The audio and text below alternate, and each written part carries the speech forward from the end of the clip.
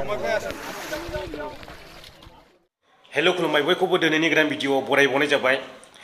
दा बावैसो आङो नोंथांमोननो मोनसे आपडेट होदोंमोन जोंनि चिरां जिल्लानि सिङावहाय लांखार दैमायाव गोथै सह' मोननायनि।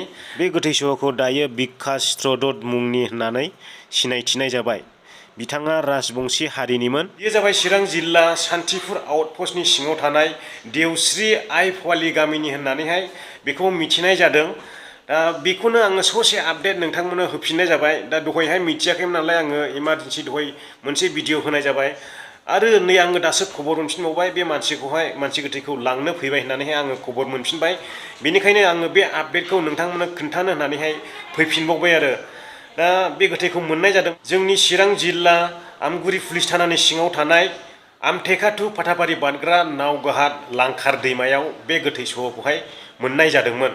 दा दहायनि समावहायथ' सिनायथिनाय जायाखैमोन, ओमफ्राय दा रोखा जाबाय बे मानसिया सान्थिपुर आउटपस्टनि सिङाव थानाय देवस्रि आइ फवालि गामिनि होननानैहाय बेखौ दा सिनायथिनाय जाबाय आरो बे गोथै सह'खौ दा पुलिसफ्रा लांफैबाय बोखारनानै। नोंथांमोना भिडिअ क्लिपखौ नायनो हागोन। दा आपडेटआ बेखिनियानोसै लोगोफोर। नोंथांमोना बे आपडेटखौ नुफिननानै माबायदि सानखो गोसोआवहाय कमेन्ट बक्सआव जानायब्लानो जाबाय।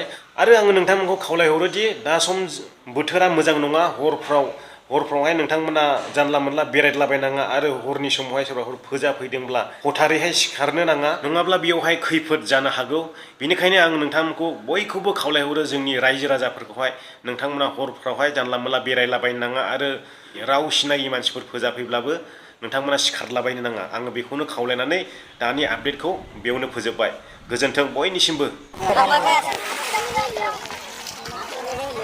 दायो गोथैखौ बोलांबायनो गारियाव थिखोना लांसिगोन।